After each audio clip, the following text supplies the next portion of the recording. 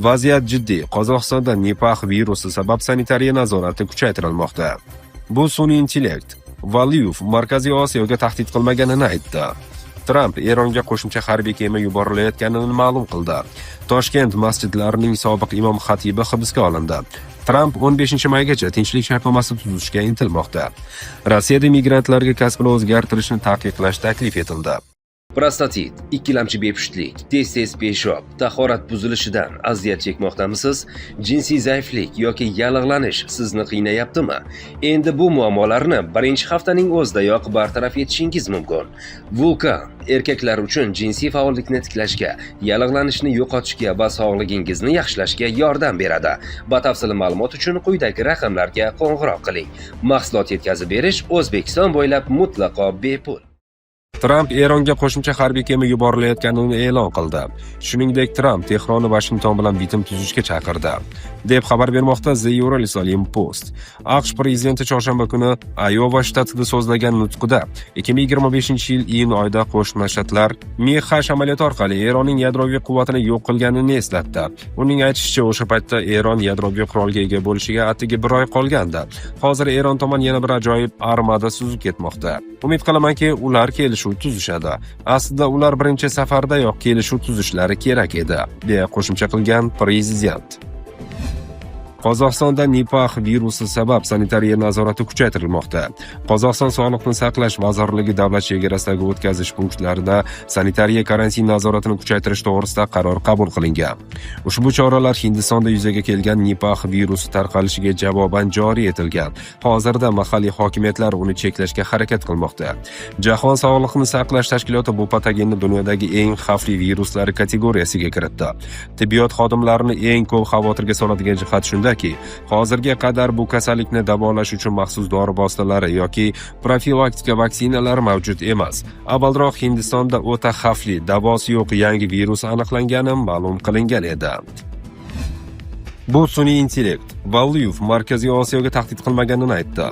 Avvalroq rossiyalik sportchi og'ir vazn toifasidagi sobiq jahon chempioni Nikolay Valiyov Rossiya 30 yildan buyon sobiq Sovet respublikalariga nisbatan yumshoq siyosat qo'llagani, endi ularga qattiqroq chora ko'rish zarurligini aytib chiqqani aks etgan videolar tarqalgandi. Sportchi ushbu video sun'iy intellekt tomonidan tayyorlanganini ma'lum qildi. Valiyovning so'zlariga ko'ra, bu video boshdan oxirigacha qayta ishlangan va internetda nafrat qo'zg'atish uchun tarqatilgan. Bu voqea sun'iy intellekt bilan bog'liq. Aniqligi shuki, ba'zi odamlar uni ishlatib, aytilgan so'zlarni buzish yoki undan ham yomoni, hammasini boshidan oxirigacha yaratmoqchi bo'lishgan. Maqsad nima? Juda oddiy. Bugungi kunda internet nafaqat foydali ma'lumot manbai, balki xavf manbai ekanligi hammaga ma'lum. Videorolik shaklida taqdim etilgan ma'lumot hamisha ko'ruvchi va tinglovchini ishontirishga mo'ljallangan. Shu yerda sun'iy intellekt juda qulay vosita bo'lib xizmat qiladi. Hozirgi kunda texnologiyalar yordamida insonlar ishtirokisiz filmlar suratga olinishi mumkin. Bu ish allaqachon amalga oshirilgan. Faqat farqi shundaki, endi bunday texnologiya keng ommaga ochiq, deb ta'kidlagan sportchi. Toshkent masjidining sobiq imom xatibi hibsga olindi. Toshkent shahar masjidlari sobiq imom xatibi Odilxon Ismoilov hibsga olindi, deya xabar qildi Oliy sud matbuot xizmati. Odilxon Ismoilovga hamda yana 5 nafar shaxsga nisbatan Jinoyat kodeksining quyidagi moddalari bo'yicha ayblovlar qo'yilmoqda. 167-modda o'zlashtirish yoki rastrata yo'li bilan talon-taroj qilish. 179-modda soxta tadbirkorlik. 184-modda soliqlar yoki yig'imlarni to'lashdan bo'yin tovlash. 189-modda savdo yoki xizmat ko'rsatish qoidalarini buzish. 209-modda 28-modda orqali mansabdorlik soxtakorligida ishtirok etish. 209-modda mansabdorlik soxtakorligi. 227-modda hujjatlar, muhrlar, shtamplar, blankalar, avtomototransport vositalari va ularning tirkamalari davlat raqam belgilarini egallab olish, yo'q qilish, shikastlash yoki yashirish. 228-modda hujjatlar, muhrlar, shtamplar, blankalarni tayyorlash, qalbakilashtirish, ularni sotish yoki foydalanish. Jinoyat ishi Pop tuman jinoyat ishlari bo'yicha sudida ko'rib chiqilmoqda. Ismoilov va yana 4 nafar fuqaroga nisbatan qamoqqa olish tarzidagi ehtiyot chorasi qo'llangan. Bir nafar shaxsga garov ehtiyot chorasi belgilangan. Tramp 15-maygacha tinchlik shartnomasi tuzishga intilmoqda. AQSh prezidenti Donald Tramp ma'muriyati Rossiya va Ukraina o'rtasida tinchlik kelishuv joriy yilning 15-mayiga qadar tuzilishiga umid qilmoqda. Bu haqda Ukraina Oliy Radasi deputati Aleksey Goncharenko ma'lum qilgan. Live dasturida o'z manbalariga tayanib ma'lum qildi. Goncharenkoning ta'kidlashicha, 3-noyabrga rejalashtirilgan AQSh kongressiga oraliq saylovlar fonida Tramp uchun may oyigacha urushni yakunlash bo'yicha aniq natija ko'rsatish muhim hisoblanadi. Deputatning so'zlariga ko'ra, AQShda may oyi Ukraina va Rossiya o'rtasidagi kelishuv bo'yicha norasmiy oxirgi muddat sifatida qaralmoqda. Agar ushbu muddatgacha kelishuvga erishilmasa, Washington muzokaralar jarayonidan chekinishi mumkin. Bunday holatda Ukraina masalasi kun tartibidan butunlay chiqib ketmaydi, biroq ikkinchi darajali mavzuga aylanish ehtimoli bor, deya qo'shimcha qildi Goncharenko. Rossiyada migrantlarga kasbini o'zgartirishni taqiqlash taklif qilindi. Rossiyada patent asosida ishlayotgan migrantlarga kamida 1 yil davomida ish joyini o'zgartirishni taqiqlash taklif qilindi.